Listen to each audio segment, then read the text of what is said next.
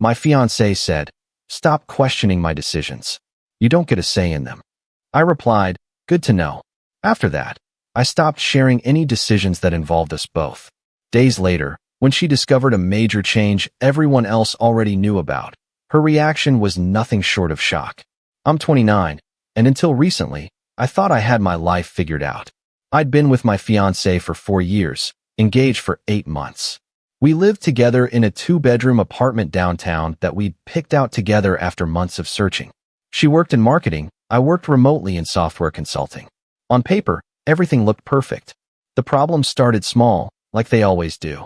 She'd make plans without asking me, then get defensive when I pointed out that maybe we should have discussed it first. Booking a vacation during the week I'd requested off for my brother's bachelor party. Inviting her parents to stay with us for 2 weeks without checking my schedule. Signing us up for an expensive gym membership neither of us would use. Every time I tried to talk about it, she'd wave me off with some version of, "I don't need permission to make decisions." But the conversation that changed everything happened on a Tuesday night in late September. We were sitting at the kitchen table, and I'd just found out she'd put down a non-refundable deposit on a wedding venue without telling me. $3,000. For a place I'd never even seen. "Why didn't you tell me you were doing this?" I asked, trying to keep my voice level. She didn't even look up from her phone. "Because I knew you'd overthink it.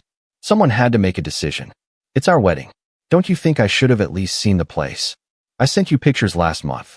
You sent me a link I never opened because you said you were just browsing. There's a difference between browsing and putting down $3,000. She finally looked at me, and her expression was cold. "Stop questioning my decisions. You don't get a say in them." I sat there for a moment, letting that sink in. I don't get a say in decisions about our wedding. You get a say, but I'm not going to run everything by you like I need approval. I'm an adult. So am I. That's why we should make these decisions together. She stood up, grabbed her wine glass, and headed toward the bedroom. This conversation is exhausting. Do whatever you want, but stop acting like I need your permission for everything. I stared at the closed bedroom door for a long time. Then I said, quietly, to no one, "Good to know." That night, something shifted in me. If she didn't want me involved in decisions, fine. I wouldn't be involved. But that also meant she didn't get to be involved in mine. The next morning, I started making calls. First, to my landlord from my old apartment. He still had my number saved, and when I asked if he had any units available, he said he had a 1-bedroom opening up in November. I told him I'd take it. Signed the lease digitally that afternoon. Second call was to my brother, confirming I'd be his best man and that I'd handle the bachelor party planning. He was thrilled. I booked everything that week. Cabin upstate, activities, catering. Didn't mention any of it at home. Third, I called the wedding venue. Explained the situation calmly. Asked about their cancellation policy. Turns out, if you cancel within 30 days of the deposit, you lose everything. After 30 days, but before 90, you get 50% back. I noted the dates and thanked them for their time. At home, I became a ghost in my own life. She'd talk about wedding plans, and I'd nod. She'd mention ideas for the honeymoon, and I'd say, "Sounds nice." I stopped offering opinions, stopped engaging. When she asked what I thought about something, I'd shrug and say, "Whatever you think is best." She loved it at first. Thought I'd finally come around to letting her take the lead. She started making more decisions, bigger ones. Chose the caterer, the photographer, sent out save the dates with a date she'd picked. I watched it all happen like I was watching a TV show about someone else's life. 2 weeks after our kitchen table conversation, I told my parents privately that the wedding might not happen. My mom cried, but she understood. My dad asked if I was sure, and I told him I'd never been more sure of anything. I asked them not to say anything yet, and they agreed. I told my brother the same day. He was angry on my behalf, called her some names I won't repeat, but he supported me. Said I could stay with him if I needed to. I told him about the apartment I'd already lined up. My best friend since college was the third person I told. He'd never liked her anyway, thought she was controlling. He offered to help me move when the time came. I took him up on it. Meanwhile, she planned an entire wedding around herself. I'd come home, and she'd be on the phone with vendors, talking about we and our vision when she meant I and my vision. She picked out my tuxedo without me trying it on. Chose a honeymoon destination I'd never wanted to visit. Every decision made without me, exactly like she wanted. I started documenting everything too.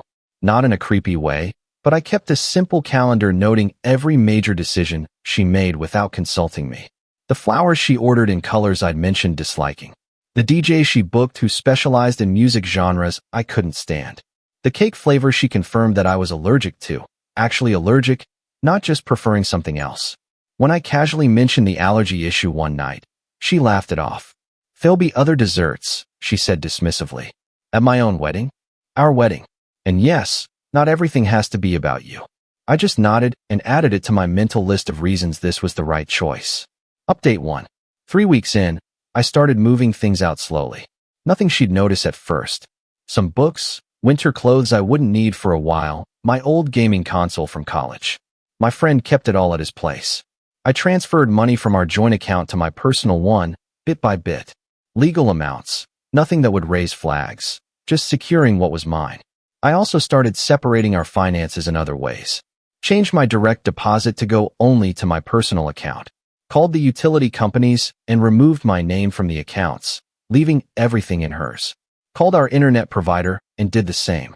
Legally, cleanly, quietly. The bachelor party was the first weekend of October.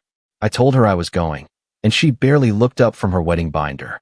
"Have fun," she said, not even asking where or when. It was a great weekend. My brother, my friends, nobody talking about my imploding relationship unless I brought it up. Just guys being guys, enjoying the mountains and terrible karaoke and too much bourbon. I felt lighter than I had in months. I came back Sunday night, and she was sitting on the couch with her laptop, looking at bridesmaid dresses. "How was it?" she asked. "Good. That's it. Just good." "Yeah, it was good." She rolled her eyes and went back to her shopping. I went to the bedroom and packed another box. By mid-October, I'd moved about half my stuff. She still hadn't noticed. The apartment was big enough that empty spaces in closets and shelves didn't register. Or maybe she just wasn't paying attention. I think that was the saddest part, realizing she was so absorbed in her own world that she didn't notice mine was disappearing. On October 18th, exactly 31 days after her kitchen table declaration, I called the venue again. Canceled the booking. Got 50% of the deposit back. $1,500 returned to the credit card I'd quietly gotten in my name only. She didn't know because she'd never asked which card I'd supposedly helped pay the deposit with. I called the photographer next. They'd only received a small retainer, easy to cancel. Then the caterer. Same story. I unwound every vendor contract I could access. The ones that had needed both our signatures or that she'd somehow put in my name thinking I wouldn't notice. The save the dates had gone out, but I couldn't stop those. Oh well, people would figure it out eventually. My coworkers knew something was up. I'd been quieter in meetings, less engaged in the casual Friday video chats. My manager pulled me aside virtually one afternoon and asked if everything was okay. I gave him the abbreviated version, and he was surprisingly supportive. Told me to take whatever time I needed when the move happened. Good guy. Update 2. The breaking point came on October 23rd, a Saturday morning. I was packing the last of my kitchen stuff, things I'd bought before we moved in together, when she walked in from her morning run. She stopped in the doorway, staring at the boxes. "What are you doing?" "Packing." "Packing what?" "What?" "I'm moving out." The color drained from her face. "What are you talking about?" "Moving out where?" "New apartment. Lease starts November 1st. "You got an apartment?" "When?" "Last month." She looked around wildly, like she was seeing the half-empty apartment for the first time. "Last month? You've been planning this for a month." "About that, yeah." "And you didn't think to tell me?" I stopped packing and looked at her directly. "Stop questioning my decisions. You don't get a say in them." Her mouth opened, but nothing came out. I could see her brain working, replaying that conversation from the kitchen, realizing exactly what I'd just quoted back at her. That's not the same thing," she finally stammered. "Isn't it? You said I don't get a say in your decisions. So you don't get a say in mine. That's fair, right? We're engaged. We're supposed to get married. Are we? Because you've spent the last month planning a wedding I'm not involved in. You picked everything without me. The venue, the food, the music, my tuxedo. You didn't want my input, so I stopped giving it." "That's not what I meant." "Then what did you mean?" She was crying now, angry tears. "I meant stop micromanaging me. Stop making me feel like I can't do anything without running it by you first. There's a difference between micromanaging and being a partner in shared decisions. But you didn't want a partner. You wanted an audience. So you're just leaving? Just like that. Just like that. What about the wedding? What about all the plans? I pulled out my phone, showed her the cancellation confirmations. Already handled. You'll get some deposits back. Others are gone. But don't worry, I didn't question any of your decisions. I just made my own. She grabbed the phone, scrolling through the emails. Her face went from red to white to red again. You canceled the venue? The photographer? How did you even? Turns out I was on more of those contracts than you realized. Funny how that works. Everyone knows. The save the dates went out. What am I supposed to tell people? That's your decision to make. I don't get a say in it, remember? She threw my phone at me. I caught it. She was full-on sobbing now, the kind of crying that makes it hard to breathe. Part of me felt bad, but a bigger part felt free. I can't believe you're doing this, she gasped out between sobs. I can't believe it took you a month to notice I was doing it. That landed hard. She stared at me like I'd slapped her. Maybe I had, in a way. She sank onto the couch, her hands shaking. We could have talked about this. We could have worked it out. Could we? Every time I tried to talk, you shut me down. Every time I wanted to be involved, you made me feel like I was in the way. I was stressed. Planning a wedding is stressful. So is being erased from your own wedding. She looked up at me, mascara running down her face. What do you want me to say? That I'm sorry? Fine, I'm sorry. Is that enough? It's not about sorry. It's about respect. And you didn't respect me as a partner. Final update. I moved out November 1st. My friend and brother helped. She wasn't there. Had gone to stay with her parents for the week. She left me a note on the counter that just said, we could have fixed this. But we couldn't have. Not really. Because fixing it would have required her to see me as an equal partner, and she never did. The fallout was messy but predictable. Her parents called me, angry and confused. I explained calmly what had happened, the full timeline. Her dad actually apologized to me, said he'd noticed she'd been controlling with past boyfriends too, but hoped she'd grown out of it. Her mom hung up mid-conversation. Friends took sides. Some understood, some thought I was cruel for how I handled it. I lost a few people I thought would stick around. Gained respect from others who'd seen how one-sided things had become. She tried to reach out after the first week. Long texts about how she understood now, how she'd change, how we could start over. I didn't respond. Then angry texts about how I'd humiliated her, ruined her reputation, made her look like a fool. Those I didn't respond to either. By December, she'd moved on, at least publicly. New relationship, new guy, same patterns from what mutual friends told me. Apparently, she was already making major decisions about their relationship without consulting him. I felt bad for him, but stayed out of it. Not my circus anymore. As for me, I love my apartment. It's smaller, quieter, entirely mine. I make decisions about furniture and wall colors, and what to have for dinner without needing consensus or approval. It's lonely sometimes, but it's honest loneliness, not the worst kind where you're lonely next to someone else. My work improved too. Without the constant stress at home, I was sharper in meetings, more creative with problem solving.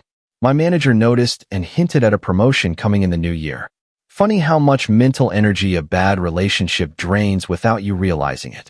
I started dating again in January, nothing serious, just coffee here and there.